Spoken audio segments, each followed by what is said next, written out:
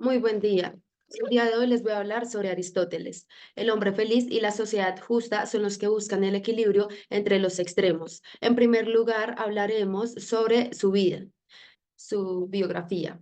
Aristóteles fue el hijo de Nicomaco y Festis. Su padre era médico y su madre una partera, es decir, asistía a las mujeres durante el parto, ayudándolas en el proceso de dar a luz. Aristóteles nació en el año 384 a.C. en Estagira, una pequeña ciudad situada en el nordeste de Grecia.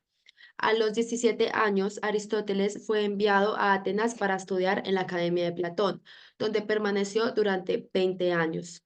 Su estancia en la academia fue fundamental en su formación, pero tras la muerte de Platón en el año 347 a.C., Aristóteles abandonó la academia debido a diferencias ideológicas y también a la designación de Es- Espeusipo como sucesor. Aristóteles abandonó Atenas y se trasladó a Asos en Asia Menor. Allí se casó con Pifias. Posteriormente se estableció en la isla de Lesbos, donde profundizó en sus estudios de biología y botánica. En el año 343 a.C. fue llamado por Filipo II a la corte de Macedonia para convertirse en tutor de su hijo Alejandro Magno. Tras esta etapa, regresó a Atenas en el 335 a.C. y él fundó su propia escuela llamada el Liceo. Esta escuela combinaba la educación con el ejercicio físico, donde enseñó durante 14 años. Fue en este periodo cuando escribió muchas de sus obras más importantes, como la Ética Nicomaquea y Metafísica. Ya en el año 323 a.C., tras la muerte de Alejandro Magno, la hostilidad hacia Macedonia aumentó en Atenas, lo que llevó a Aristóteles a exiliarse en la isla de Eubea, donde falleció un año después, en el 322 a.C., por una enfermedad estomacal. Realmente los datos bibliográficos conocidos de Aristóteles son muy escasos, al igual que sucede con la mayoría de autores antiguos griegos. A través de la historia se han transmitido diferentes historias y detalles apócrifos de su vida. Tenemos ahora la cronología, en la cual destacaremos los momentos más importantes de su vida a modo de resumen de lo anteriormente expuesto.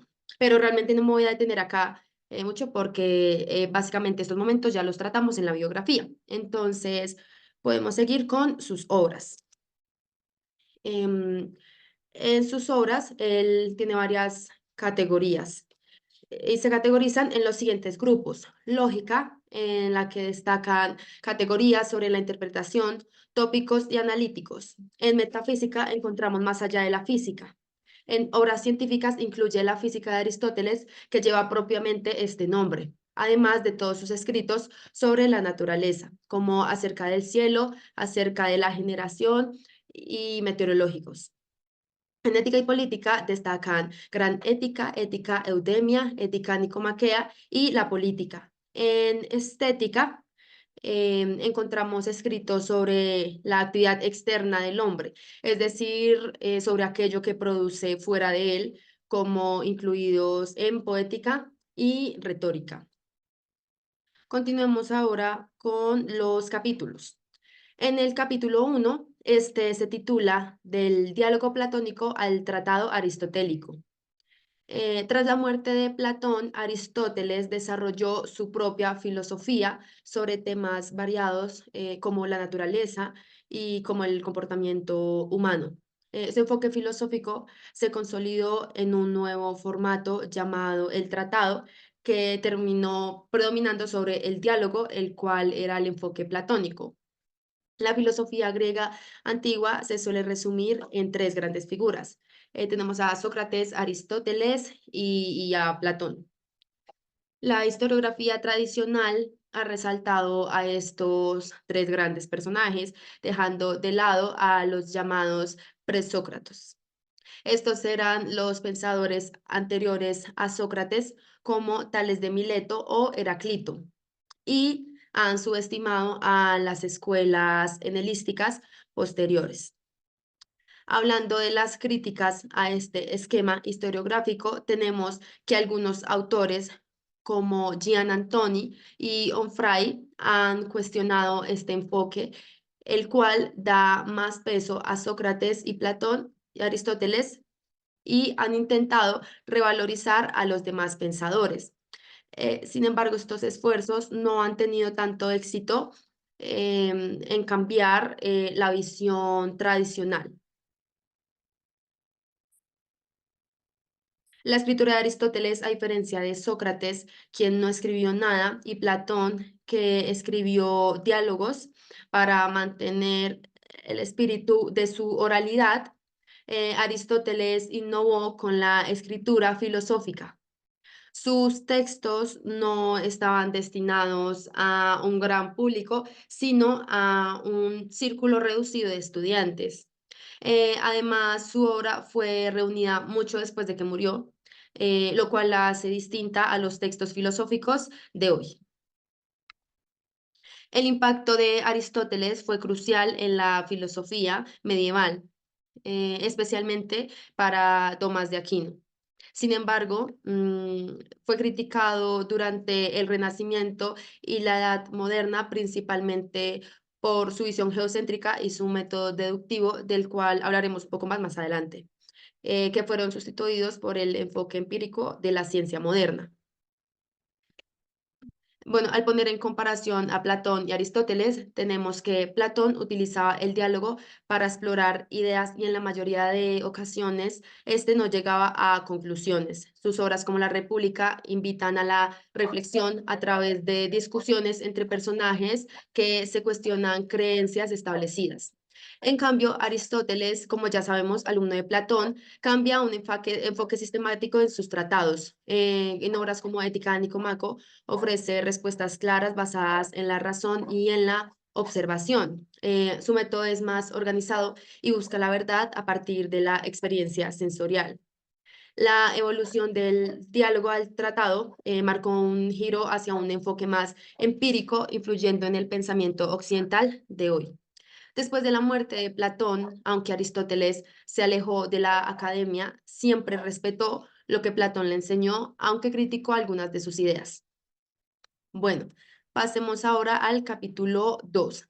Este se titula Una nueva ética basada en la virtud como término medio. Bueno, aquí encontramos que Aristóteles propone una ética centrada en la virtud, entendida como un término medio entre dos extremos, el exceso y el defecto. Este concepto se encuentra en sus obras como Gran Ética, Ética Eudemia y Ética Nicomaquea. Este concepto sigue siendo relevante en la actualidad. Aristóteles cambia a la visión tradicional de la virtud, que se asociaba principalmente a la guerra, y la relaciona con la vida en la polis, en la ciudad. Su objetivo es definir lo que significa tener una buena vida orientada hacia la felicidad, que él lo considera el bien más importante. La felicidad se logra al final de una vida bien vivida, no como un estado de ánimo efímero. Esta se alcanza practicando virtudes donde nuestras decisiones diarias nos alejan o nos acercan a ella. Como ejemplos de la virtud, como término medio, tenemos la valentía, la cual se encuentra entre la temeridad, que vendría siendo el exceso, y la cobardía, que es el defecto. Él dice que ser valiente no implica la ausencia de miedo, sino saber cuándo es apropiado sentir ese miedo. Aristóteles aborda también otras virtudes que reflejan el equilibrio moral. Tenemos la magnanimidad, que es ser generoso y humilde, evitando la vanidad. Tenemos la mansedumbre, reaccionar con sabiduría ante la ira. La amabilidad, ser agradable en las relaciones sin caer en la adulación. La sinceridad, ser honesto sin jactancia. La agudeza, mantener conversaciones agradables y significativas. Bueno, tenemos ahora la justicia. Para Aristóteles, la justicia es la virtud perfecta, no se mide en exceso ni en defecto. Tenemos cuatro tipos de justicia. Bueno, también decía que en este contexto la injusticia es el único defecto en este contexto. Ahora estoy hablando de los cuatro tipos de justicia. Tenemos la justicia universal, que estas son las acciones acordes con la ley, la justicia particular, que se relaciona con la equidad y la percepción de individuales. Tenemos la justicia distributiva, que distribuye los bienes y honores según mérito. Tenemos la justicia correctora, que busca restaurar el equilibrio en transacciones. Aunque Sócrates y Platón ya habían explorado estas ideas éticas, Aristóteles es el primero en desarrollar un sistema ético basado en este equilibrio. Continuemos ahora con el capítulo 3. Este se titula La felicidad, premio de la vida virtuosa. Aristóteles nos enseña que la felicidad es el objetivo máximo de la vida humana, pero él dice que no podemos saber si la hemos alcanzado hasta el final de nuestra existencia. Para lograrla es necesario haber vivido una vida moderada, con tiempo libre y rodeados de amistades sólidas. Aristóteles dice que la clave para la verdadera felicidad radica en que encontremos un equilibrio entre la virtud y la vida contemplativa, sin dejar de lado nuestra naturaleza social. En su obra Ética Nicomaquea, Aristóteles analiza las virtudes éticas, sin embargo, considera que estas virtudes son necesarias en la misma medida en que gocemos con buena salud y no tengamos que afrontar desgracias severas. Lo que realmente proporciona la felicidad suprema es la dedicación a la contemplación, es decir, al estudio y la comprensión de los principios más elevados. Aunque Aristóteles defiende la vida contemplativa, él dice que esta es la forma más elevada de felicidad, pues él también reconoce que los seres humanos somos seres sociales por naturaleza. Entonces, por esto no podemos vivir aislados, ya que el trato social es esencial para desarrollar las virtudes éticas. Es aquí donde surge el concepto de autarquía, que implica vivir sin depender totalmente de los demás, pero tampoco en un aislamiento social. Mm, Ahora tenemos amistad y felicidad. Aristóteles introduce el concepto de filía, que abarca distintos tipos de afecto y amistad, desde el amor familiar hasta la amistad entre iguales. Él clasifica los tipos de amistad en tres. En primer lugar, tenemos la amistad sutil, que esta surge del beneficio mutuo. Tenemos la amistad placentera, que esta se basa en el placer compartido. Y en tercer lugar, tenemos la amistad virtuosa, que esta es la más duradera y auténtica, ya que está basada en la bondad y en la igualdad entre personas, entre amigos. Para Aristóteles, la amistad virtuosa es esencial para alcanzar la felicidad plena, ya que él dice que un buen amigo actúa como un espejo, permitiéndonos reflexionar sobre nuestras propias acciones. Esta amistad solo puede existir entre personas igualmente virtuosas, ya que la igualdad en la virtud es clave para que la relación sea clave y beneficiosa, sea buena y beneficiosa. Tenemos también que Aristóteles distingue entre tres tipos de felicidad. Tenemos en primer lugar la felicidad basada en el placer. Esta está centrada en la satisfacción física y material. Esta es la más superficial de todas, ya que los placeres son efímeros y no proporcionan en sí un realmente sentido de bienestar. En segundo lugar, tenemos la felicidad basada en el placer. Esta felicidad depende del reconocimiento social, la cual la hace inestable y poco confiable, y pues no, por esta no se llega totalmente a una vida plena. En tercer lugar, tenemos la felicidad contemplativa. Para Aristóteles, esta es la verdadera forma de felicidad basada en el uso de la razón y de la contemplación de los principios universales. La vida contemplativa es duradera y estable, ya que se apoya en el intelecto y esta es la facultad que distingue del ser humano de los animales. Bueno, ahora continuamos con el capítulo 4. Este capítulo se titula De la ética a la política. Bueno, este capítulo aborda la relación intrínseca entre ética y política, planteando así la pregunta fundamental: ¿cómo debemos vivir para vivir bien? Tenemos entonces ética y política. El concepto de ética dice que pues se ocupa de cómo debe vivir el individuo para alcanzar el bienestar. El concepto de política nos dice que la política se centra en el bienestar de la comunidad en su conjunto. El hombre como animal social. Aristóteles define al ser humano como un animal social, el son politicón, enfatizando que la sociabilidad es una característica esencial y no solo una capacidad. Si alguien no es social, no es un verdadero humano. La relación entre ética y política. Aristóteles sostiene que ética y política son dos caras de la misma moneda. Su estudio forma parte de la filosofía de las cosas humanas. Este ciclo de reflexión ética y política subraya que la acción humana, ya sea individual o colectiva, está guiada por principios éticos. Tenemos el bien común y la autarquía. La ética aristotélica debe ser entendida como una ética para ciudadanos que buscan la felicidad y el bienestar. La felicidad colectiva. La felicidad individual está interrelacionada con la felicidad colectiva. Si los ciudadanos viven bien, la ciudad también prospera. Virtud y prudencia. La prudencia guía tanto al individuo como al gobernante. También tenemos que la polis, para Aristóteles, es la unidad fundamental de la vida social y política. Esta no se define solo por su territorio, sino por la comunidad de hombres que la conforman. Aristóteles establece unos límites en el número de ciudadanos, sugiriendo que en una ciudad no debe haber menos de 10.000 ni más de 100.000 habitantes para que ésta funcione adecuadamente. También tenemos tipos de regímenes políticos y pues según la clasificación aristotélica tenemos la monarquía, tenemos la aristocracia, el régimen constitucional. Y como formas corruptas tenemos la tiranía, la oligarquía y la democracia corrupta. Democracia restringida. Aristóteles no defendía la democracia radical de su tiempo, reflejando un análisis crítico de los defectos del sistema democrático ateniense. Educación pública. El acceso a la educación en la antigua Grecia no era público.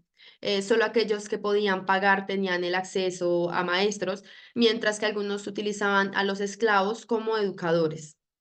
En pocas ciudades asumían la educación como una responsabilidad pública. Aristóteles defendía que la educación infantil debía comenzar debía ser requisito o bueno, debería ser prioridad del legislador. Tenemos la libertad según Aristóteles. Tenemos la libertad positiva, que él veía la verdadera libertad como vivir en una ciudad bien gobernada, donde los ciudadanos comparten un propósito en común. Y la libertad negativa era la ausencia de obstáculos a proyectos individuales. Bueno, podemos continuar ahora con el capítulo quinto, titulado Más allá de la ética, la física y la metafísica. Bueno, introduce con el concepto de la física, que este deriva de physis, que significa naturaleza.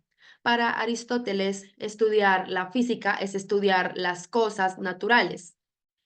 Aristóteles se pregunta qué hace que algo sea natural. Tenemos algunos ejemplos. Lo natural es una planta, lo no natural vendría siendo una silla creada por un carpintero. Bueno, también Aristóteles considera que el cambio y el movimiento son prácticamente sinónimos y también dice que hay cuatro tipos de cambio. Cambio sustancial, que es el de creación o destrucción, cambio cuantitativo, que es el de aumento o disminución. Tenemos el cualitativo, cambios de características, cambio de lugar, movimiento espacial. Em, Noción de movimiento. Para Aristóteles, el movimiento es una dinámica interna que propicia el cambio. También tenemos la teoría de potencia y acto, que básicamente dice que todo ser tiene la capacidad, potencia, de convertirse en acto. Por ejemplo, un árbol, como vemos en la imagen, el cual primero fue tan solo una semilla, luego fue creciendo para convertirse en un árbol. Él también dice que los cambios naturales se originan desde la propia naturaleza de un ser, no desde el exterior. También nos habla de la metafísica, que nos dice que es el estudio de las causas primeras y el estudio de lo inmaterial. Aristóteles describe que hay cuatro tipos de causas o de cambios. Tenemos la causa material, tenemos la causa formal, tenemos la causa eficiente y la final. La ontología es el estudio del ser en general, no de algo en específico, sino del ser en cuanto eso, ser. También nos habla de Dios como el primer motor inmóvil. Nos dice que Dios es pura forma y acto, no sujetos a cambios ni materialidad. También dice que Dios es el motor que mueve todo sin ser movido. También en este capítulo describe que hay tres formas de conocimiento. Tenemos el conocimiento productivo, que es saber hacer algo. Tenemos el conocimiento práctico, que es como ética y saber cómo comportarse. Tenemos el conocimiento puro, que es el conocimiento por el deseo de conocer la filosofía primera. Continuemos ahora con el capítulo 6, el cual es titulado Aristóteles, el primer lógico y teórico del lenguaje. Aristóteles es reconocido no solo por sus contribuciones filosóficas, sino también por su influencia a la lógica y el arte, particularmente en la tragedia. Aunque anteriormente Platón reflexionó sobre la belleza, Aristóteles fue pionero en examinar los mecanismos que generan las emociones. Tenemos el concepto de mimesis, que Aristóteles utiliza pues este término, hablando de que la tragedia imita la naturaleza humana en su forma ideal, no en lo real, sino en lo que podría suceder, que es verosimilitud. La tragedia provoca compasión y temor, creando una sensación de catarsis o sensación como de miedo, ¿sí? En el espectador.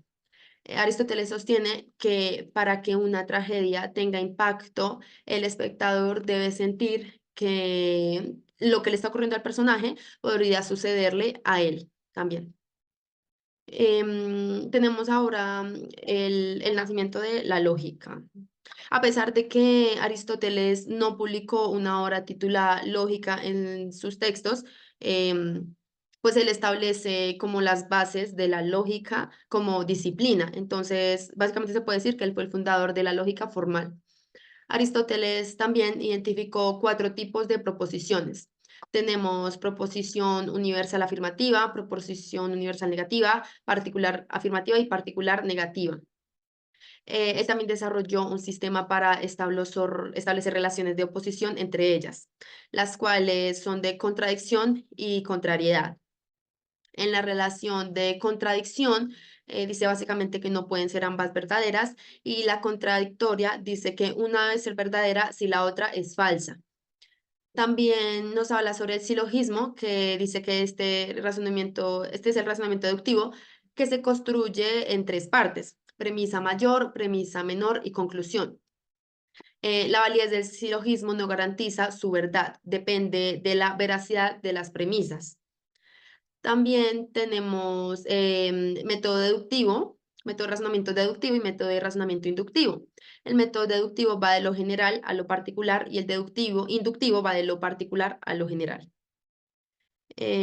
Bueno, nos encontramos ahora con el glosario, pero no me voy a detener aquí. Entonces vamos a seguir con qué aprendí el autor. Aristóteles nos deja muchas enseñanzas, pero estas son las que yo destaqué. Él dice que el ser humano está hecho para vivir en sociedad, también que las normas y leyes son esenciales para regular la convivencia y el bien común, el bienestar común. También la ética guía nuestras vidas como individuos. La política busca el bienestar colectivo. Ser un buen ciudadano implica que participemos activamente en la comunidad. También que el arte afecta nuestras decisiones morales. Y también aprendí que Aristóteles fue el primer lógico que desarrolló el silogismo para estructurar argumentos. Ahora podemos pasar a qué puedo aplicar al mundo del derecho. Bueno, puedo aplicar que las leyes deben servir al bienestar de la comunidad, no ser solo reglas. También luchar por leyes justas, es decir, aplicar principios éticos en la creación y defensa de las leyes equitativas. Además de seguir la ley, debemos actuar con justicia y responsabilidad social. Evaluar cómo mis acciones legales afectan a toda mi comunidad, no solo a mis clientes.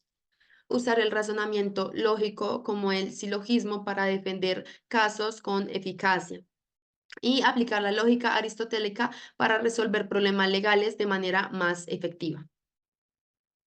Por último, encontramos un cuestionario en el cual nos sirve para afianzar nuestros conocimientos. Espero mi exposición haya sido de su agrado y todo haya quedado totalmente claro. Gracias.